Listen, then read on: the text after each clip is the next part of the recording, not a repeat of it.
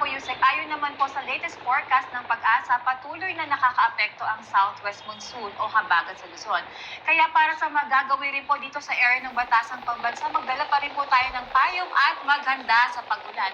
Actually po, traditionally po, Yusek, no, dumarating ang Pangulo sa Batasang Pambansa sakay ng presidential chopper. Pero ang final mode of arrival niya ay nakadepende pa rin sa panahon, assessment sa security and safety at desisyon ng Presidential Security at Protocol. Kung hindi ligtas ang paglipad dahil sa masamang panahon, may mga nakahandang alternative ground movement at adjusted arrival protocol. Pero ngayong araw po, ayan nga po, ayan natatanaw natin na naka-chopper po ang Pangulo papunta dito sa Batasan kung saan gaganapin ang kanyang State of the Nation address. Yan nga dahil sa panahon ng habagat at madalas na afternoon thunderstorms sa July, normal na may weather monitoring mula sa Pag-asa at may real-time coordination ang security at protocol teams. May mga nakahandang contingencies naman ang ating Presidential Security Command sakaling imposible ang by-air transport. Kaya sa mga nakatutok po sa bahay, weather permitting ang chopper arrival. Kung hindi safe, may ground option. Ang final word, syempre, magagaling pa rin sa Presidential Security at Protocol.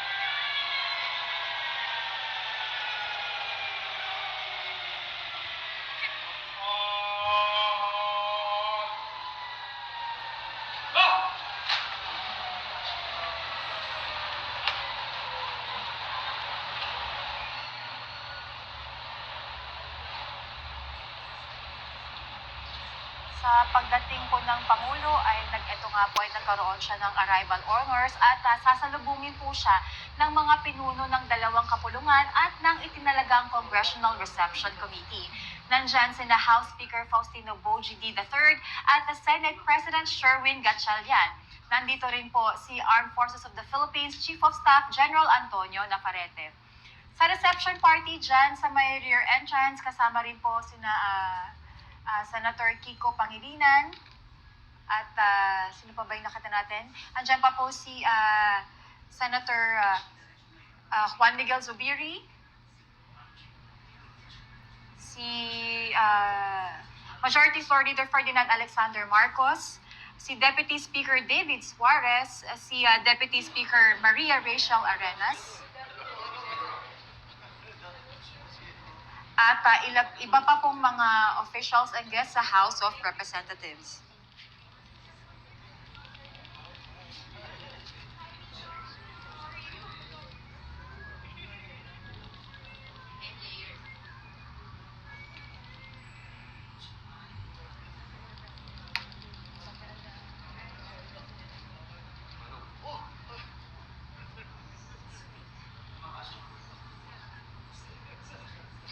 Mula sa arrival area po, ihahatid ng Pangulo sa Legislators Executive Lounge o LEL. Dito karaniwang nagkakaroon ng courtesy meeting kasama ang mga pinuno ng Kongreso bago ang formal entry sa plenary hall. Pagkatapos nito, ihahatid siya ng reception party patungo sa session hall para sa joint session at sa formal na paghahatid ng SONA. Dagdag ko lang, Gab, itong reception party ay hindi lamang ceremonial welcome. Sumasagisag din ito sa formal na pagtanggap ng legislative sa Pangulo bilang head of the state at head of government. Yusek, para po sa mga hindi familiar sa mga kaganapan dito sa LEL, ano po ba ang nangyayari doon bago pumasok ang Pangulo sa plenary hall? Ito ay bahagi ng tradisyon sa SONA, formal na protokol sa pagitan ng executive at legislative. So nandito ang Pangulo kasama ang First Lady at ang Senate President session. Hindi ito talagang meeting na may mabigat na pag-uusap. Tiyak ko na pinapaabot ng bawat kinatawan ang kanilang well wishes o good luck sa Pangulo para sa kanyang SONA. Hindi naman ito oras upang talakayin ng anumang paksa na makakadistract lang sa ating Pangulo. Kaya kapag dumating na ang Pangulo sa LEL o Legislators Executive Lounge pero hindi pa natin agad nakakita sa plenary, huwag po tayong mag-alala, hindi po iyon delay, bahagi po iyon ng protocol at final timing. Tama, mahigpit ang koordinasyon sa pagitan ng House, Senate, Office of the President at Security. At habang hinihintay po natin ang pagdating ng Pangulo, bukod sa mga senators and kongresista, meron din po tayong other invited guests, Yusek, no?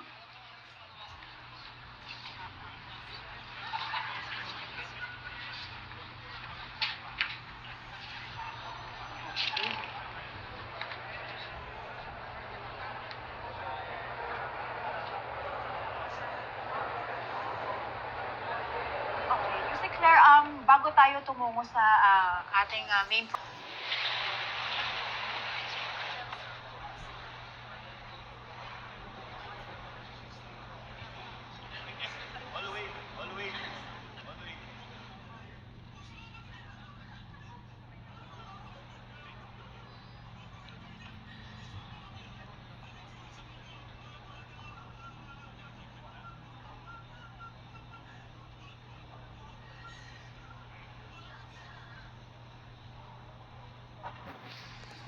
Tayo ito. Tayo ang bagong Pilipino.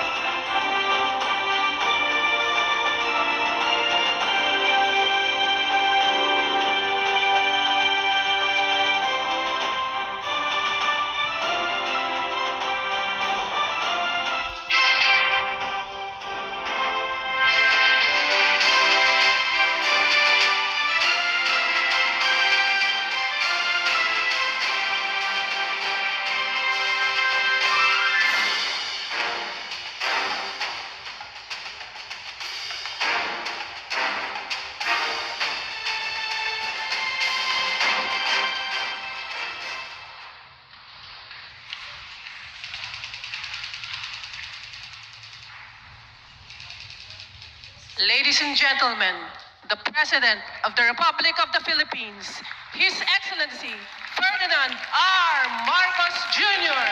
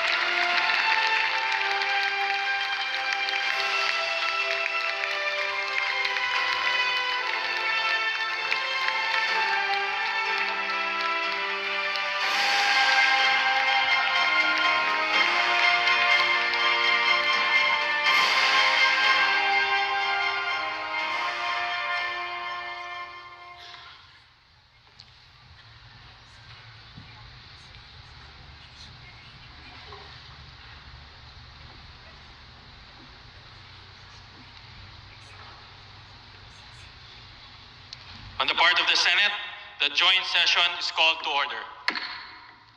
On the part of the House of Representatives, the joint session is called to order. Please rise for the singing of the Philippine National Anthem to be led by the Philippine Charity Sweepstakes Chorale. Bayang magiliw, pelas ng silanganan, alab ng puso, sa dibdib mo'y buhay. Lupang hinirang, tuyat ka ng matitig, sa manlulupi, di ka pa sisitil, sa dagat at bundok, sa langit mong bagay, ang tulad, paglayang minamahal, ang bisap ng watawat mo'y tagumpay na nagdidilim, ang bituin at araw niya kailan pa may di magdidilim, lupa ng araw ng warat ipagsinta mo ay langit sa piling mo. Aming ligaya na pag may mga api, ang mamatay ng dahil sa'yo.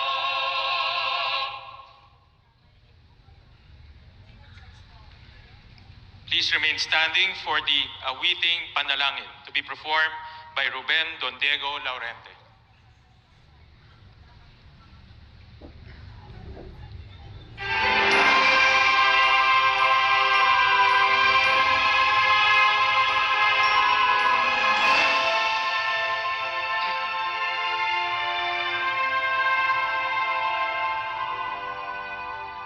Let there be peace on earth, and let it begin with me. Let there be peace on earth.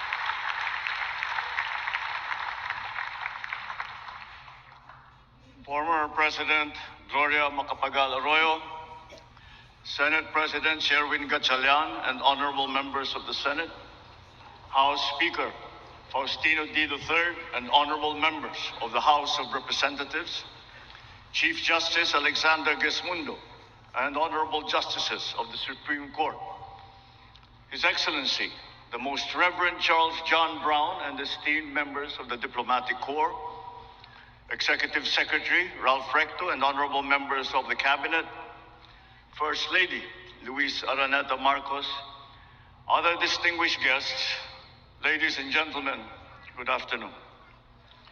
Dito ako muli upang tuparin ang ating katungkulan at magbigay ng ulat sa inyo tungkol sa estado ng ating bansa at sa mga ginagawa ng inyong pamahalaan.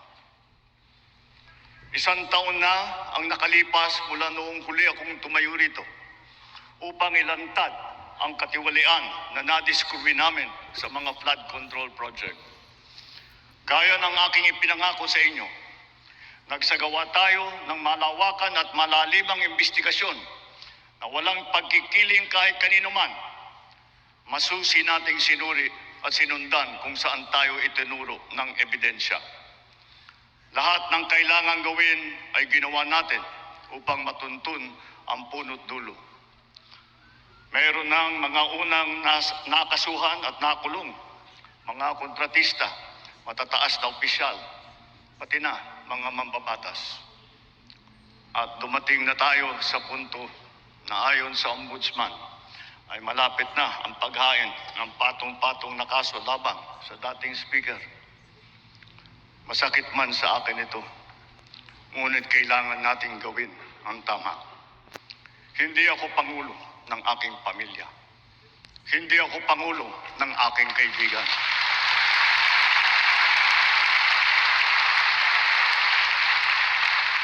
Ako ay pangulo ng Pilipinas at ang tungkulin ko ay sa inyo, ang aking mga kapwa Pilipino.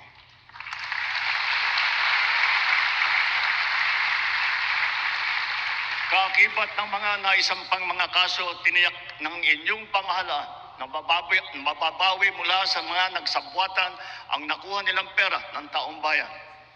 Gayon din, pinigilan natin ang paglabas ng pera ng bayan na ipambayad pa dapat sa mga depektibo, peke o guni-guning mga proyekto at mapupunta lamang sa mga bulsa ng mga tiwalaing kontraktor at opisyal. Halos 25 bilyong piso ang halaga ng napawi, frozen at napreserbang mga pera at ari-arian ng mga akusado. Ang mahigit 800 milyong piso dito ay agad nating nabalik sa Treasury. Lahat ng mapapawi mula sa mga sangkot na tiwali ay agad ibabalik sa kaban ng bayan. Ipinapaubaya na natin ang pag-uusig sa Ombudsman at sa ating mga pinalakas na National Prosecution Service. Nananalig din tayo sa makatarungang hatol ng hukuman. Makakaasa kayo na ang gulong ng hustisya ay tumatakbo.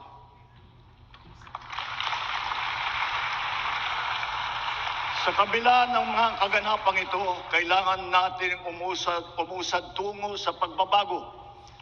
Nakatulong ang lahat ng mga ulat at hinaing ninyo sa isumbong na Pangulo. Ang inyong pagbabantay at pakikialam sa pamahalaan ay ang susi sa paglaban sa katiwalian. Ang reforma sa DPWH ay nagsimula na. Nagpasok tayo ng mga bagong graduate kasama ang mga tuwid at maasahang mga job order at contract of service. Bukod sa mga flood control project, lahat ng mga proyekto ay sinuri at tiniyak na talagang kinakailangan at maayos mula sa plano, presyo hanggang pagpapatupad. Para walang overpricing, sinigurado natin na ang mga materyales ay ayon sa presyo sa merkado. Bantay sarado ang bawat proyekto at ang nakalaang pondo sa transparency portal, integrity chain at katuwang na ang mga civil society organization.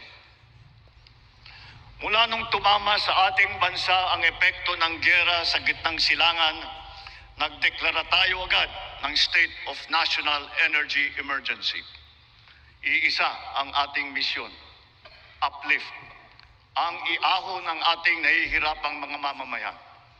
Ang lahat ng mga ahensya ay inatasang magtipid at pagtuunan mabuti ang mga programa na mas mahalaga sa pagtugon sa mga epekto ng krisis. Ibinuhos natin ang pondo kung saan karapat-dapat at mas kinakailangan sa mga pangunahing serbisyong ramdam at tiyak na makakatulong sa ating mamamayan. Ang pera ng taong bayan na muntik mapunta sa bulsa ng mga tiwaling opisyal ay naisalba natin. At sa halip